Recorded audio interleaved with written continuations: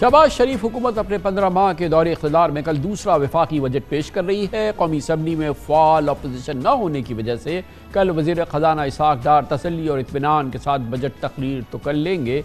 शायद बाजी की तरह कौमी असम्बली में बजट इजलास में शोर शराबा ना हो, लेकिन अहम सवाल ये है कि शहबाज हुकूमत के पास वफाकी बजट में देने के लिए क्या है। अगर इत्तेहादी हुकूमत बजट में कोई रिलीफ नहीं देती तो अवामी गैज़ व गज़ब का निशाना बन रही है, शायद मज़ीद बन जाए। और अगर अवामी मकबूलियत के लिए इलेक्शन बजट देती है तो मईशत की मज़ीद तबाही और IMF की नाराज़गी मोल लेगी, क्योंकि पाकिस्तान के ख़जाने में किसी किस्म की भी इंसेंटिव देने की कोई गुंजाइश नहीं है। यही वजह है कि कारोबार और सनत और दीगर इक़्तिसादी शोबों को बजट का बेचैनी से इंतज़ार है। आइंदा माली साल के मुजव्वज़ा बजट में FBR के टैक्स रेवेन्यू का हदफ 9,200 अरब रुपए बढ़ा दिया गया है, वहाँ तक पहुँचा दिया गया है, और नॉन टैक्स आमदन 2800 अरब रुपए होने का इम्कान है। लेकिन इसमें से 7300 अरब रुपए तो सिर्फ कर्ज़ों की वापसी और सूद की अदायगी के लिए तजवीज़ किए जाएंगे। NFC अवार्ड के तहत सूबों को तकरीबन 4,500 अरब रुपए देने होंगे। इत्तेहादी हुकूमत ने 1150 अरब रुपए का तरक्याती प्रोग्राम भी तजवीज़ कर दिया है। 1800 अरब रुपए के दिफाई अखराजात होंगे, जबकि वफाकी वजारतों और कॉर्पोरेशन के अखराजात, सरकारी मुलाजमीन की तनख्वाहें, पेंशन, पेट्रोलियम, पावर सेक्टर में सब्सिडी, किसान पैकेज, बनी बेनज़ीर इनकम सपोर्ट प्रोग्राम के लिए अरबों खरबों इसके अलावा है, मगर हैं कहीं नहीं। ये सारा कर्जा लेके काम चलेगा। बहुत ही अफसोसनाक सूरत हाल है।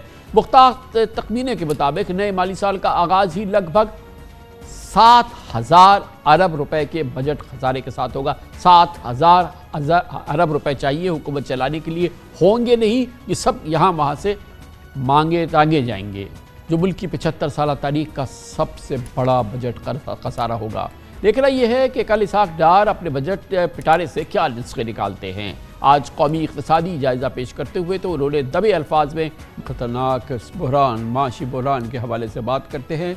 इसके लिए हमने दावत दी है। हमारे साथ मौजूद हैं डॉक्टर हफीज़ पाशा, माहिर मईशत, साबिक़ वज़ीर ख़ज़ाना। बहुत बहुत शुक्रिया डॉक्टर साहब। आप उन लोगों में शामिल हैं जो समझते हैं, जो कि दावा कर रहे हैं कि पाकिस्तान की तारीख़ में बदतरीन माशी बहरान आए हैं, बहुत शदीद चैलेंजेस हुए हैं बजट पेश करने के, मगर शायद इतना संगीन चैलेंज किसी भी बजट के लिए नहीं रहा, क्योंकि हमारा ख़जाना खाली है और आगे जो अखराजात हैं वो हम पूरा करने के काबिल नहीं हैं। ये बजट पाकिस्तान की तारीख़ का मुश्किल तरीन बजट है।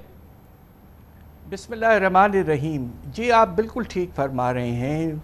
देखिए, एक चीज़ जो वाज़े तौर पर नज़र आ रही है वो ये कि इस साल ही आप देखिए कि जो हमारी फेडरल हुकूमत है, उनके जो नेट रेवेन्यूज़ हैं प्रोविंसेस को अपना शेयर देने के बाद, वो जो हैं वो तकरीबन आप ये देखिए कि 4,500 अरब तक इंशाल्लाह पहुंच जाएंगे।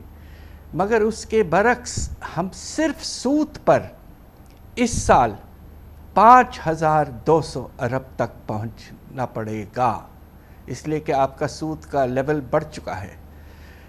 यानी कि आप अपने एक पेमेंट डेट सर्विसिंग का वो भी आप नहीं कर पा रहे हैं, और इसके नतीजे में आपके सारे डिफेंस के अखराजात, गवर्नमेंट एम्प्लॉयज़ की तनख्वाहें, पेंशन, सब्सिडीज़, ग्रांट्स वगैरह हर चीज़ जो है उसको आप क़र्ज़ों से फाइनेंस करेंगे। ऐसा पाकिस्तान की तारीख़ में नहीं हुआ।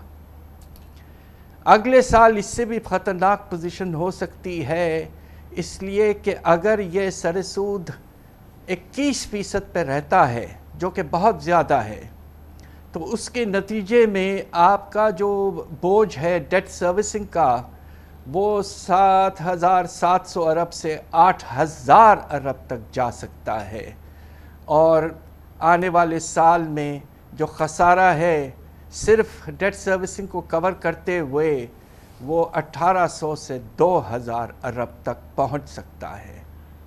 ये एक बेसिक इंडिकेटर है कि फाइनेंशियल जो हालात हमारे हैं वो हद से ज़्यादा ख़राब हो चुके हैं। डॉक्टर साहब, इंतहाई कर्बनाक माशी बहरान, इसका बड़ा दर्दनाक आपने इजहार किया है। रास्ता है कुछ इससे निकलने का? देखिए, हमने इस पे बहुत काम किया है, और मैंने किताब भी रिसेंटली छापी है ऑन लीडिंग इश्यूज़, जिसमें मैंने واضح طور پر لکھا ہے کہ کیا کرنا ہے. دیکھیے ہمیں 3 چیزیں کرنی ہیں تاکہ ملک سنبھلے اور سٹیبلائزیشن کچھ آئے, افراط زر میں کچھ کمی ہو. سب سے پہلے ہمیں پروگریسو ٹیکسیشن کی طرف جانا پڑے گا. اس کی کیا وجہ ہے؟ دیکھیے بہت سے شعبے ایسے ہیں جو اس وقت انڈر ٹیکسڈ ہے. ہم نے صرف ایک شعبے کو پکڑا ہوا ہے اور وہ ہے انڈسٹریل سیکٹر, جو تقریباً 70% آپ کے ریونیوز دیتا ہے, اور وہ صرف ہماری اکانومی کا 18% ہے. باقی جو آپ کے اکانومی کے 80% سے بھی زیادہ سیکٹرز ہیں, ان کا کنٹریبیوشن صرف 30% ہے. اور خاص طور پہ آپ دیکھیے 3-4 سیکٹرز ہیں. ایک سیکٹر ہے آپ کا retail and wholesale trade, جو ہمارے معاشی حالات میں ایک لحاظ سے سب سے بڑا سیکٹر ہے. دوسرا جو گیپ ہے آپ کے پراپرٹیز کی ٹیکسیشن پر, بہت کم ریونیو ملتا ہے ہمیں, تقریباً جو پوٹینشل ہے اس سے صرف 10% مل رہا ہے. اور تیسرا سیکٹر جو ہے وہ ایگریکلچر ہے. آپ یہ دیکھیے کہ ماشاءاللہ ہمارے جو بڑے زمیندار ہیں, 1% فارمرز پاکستان کے, ان کے پاس 22% زمین ہے. نیٹ انکم ان کی تقریباً 1800 ارب ہے, اور کل ایگریکلچرل انکم ٹیکس کی ریونیو پاکستان میں 4 ارب ہے, 4 ارب صرف. تو گنجائش بہت ہے.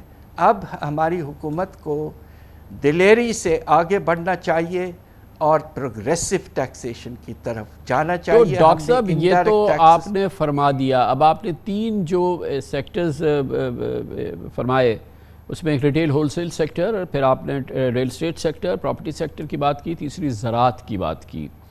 یہ فرمائیے گا کہ یہ سب سے آخر میں آپ نے زراعت کی بات کی, جو ہمارا ریٹیل اور ہول سیل سیکٹر ہے, اس میں تو بیچارہ شاید 5-10% ہی ہے جو ہمارے ریٹیل بڑے برانڈز ہیں جو کہ ٹیکس دیتے ہیں, جو پی او ایس سے منسلک ہیں, باقاعدہ ان کے یہاں ٹیکس دیتا ہے.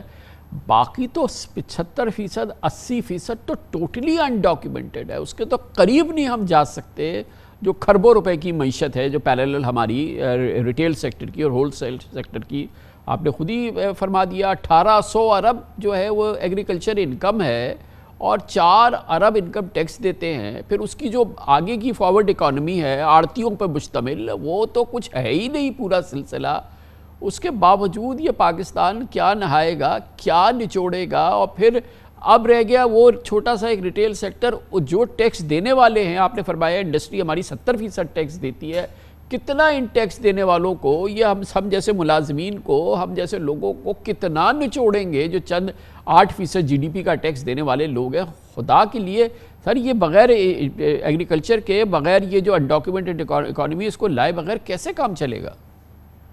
دیکھیے بات دراصل یہ ہے کہ آپ کا جو ٹریڈ سیکٹر ہے, اس میں جو بڑے آپ کے ٹریڈرز ہیں اور کمرشل امپورٹرز وغیرہ ہیں, ان پہ کچھ ٹیکس ضرور لگتا ہے. پریزمپٹیو طور پر الیکٹریسٹی بلز پہ لگتا ہے, اور امپورٹس پہ بھی تھوڑا بہت لگتا ہے, مگر اس میں گنجائش ضرور ابھی بھی موجود ہے.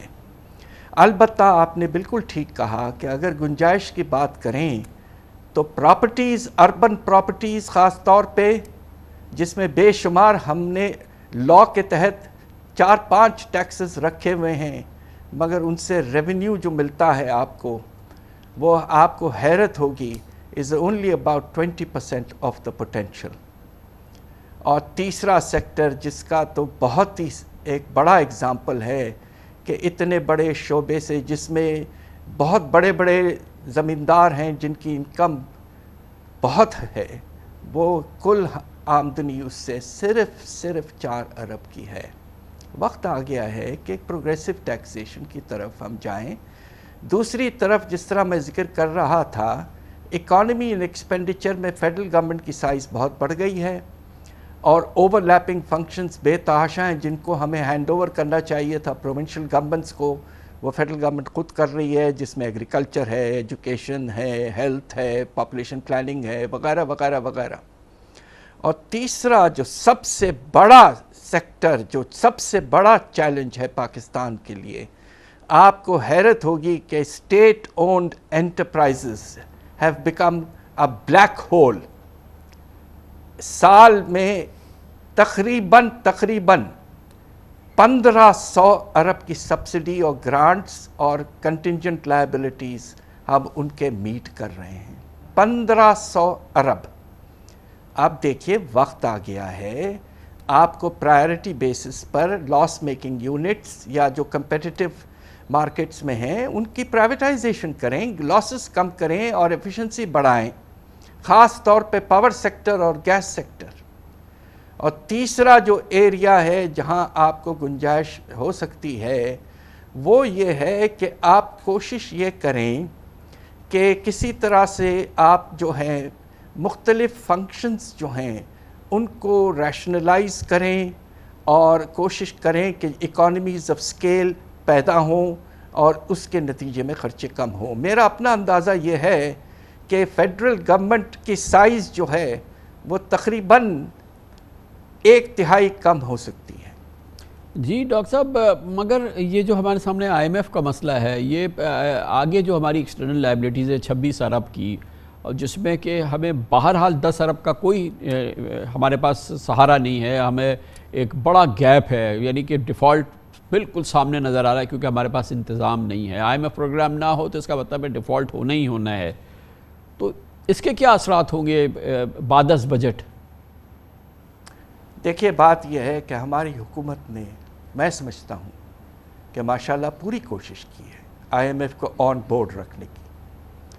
ایک تو جنوری کے بعد بے تحاشا ہم نے تیزی سے ریفارمز ضرور امپلیمنٹ کیے ہیں، اور میرے خیال سے کوئی 10 دن ہو چکے ہیں جب کہ آپ نے بجٹ کے جو اعداد شمار ہیں شاید ان کو آپ نے پہنچا دیے تھے۔